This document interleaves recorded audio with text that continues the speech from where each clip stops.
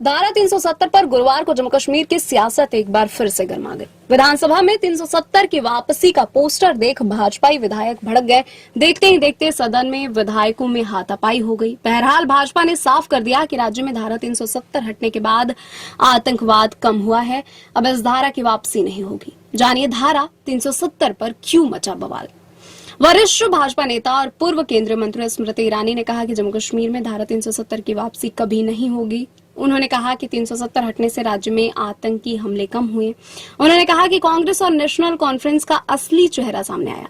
ये भारत को तोड़ने का काम कर रहे हैं। उन्होंने कहा कि इस अनुच्छेद के निरस्त होने से जम्मू कश्मीर के दलितों, आदिवासियों को आरक्षण सहित उनके अधिकार मिले हैं, लेकिन इसे वापस लाने में इंडिया गठबंधन की सोच दलितों, आदिवासियों के विरुद्ध है।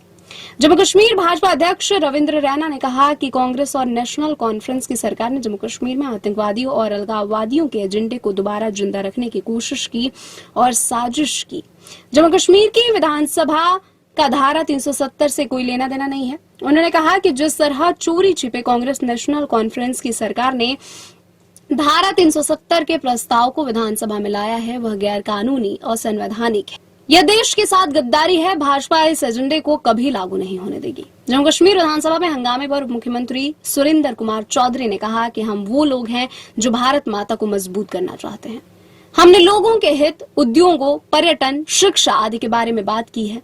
लोग देख रहे हैं कि मुख्यमंत्री उमर अब्दुल्ला, फारूक अब्दुल्ला और सुरेंद्र कुमार चौधरी जो कह रहे हैं वह उनके हित में है। सांसद इंजीनियर रशीद भाई और आवामी इत्तेहाद पार्टी के विधायक खुर्शीद अहमद शेख ने कहा कि यह पूरी तरह से कानूनी है। हम अनुच्छेद 370 पर एक प्रस्ताव लाना चाहते थे, लेकिन हमें मौका नहीं दिया गया, तो हमारे पास और क्या विकल्प था।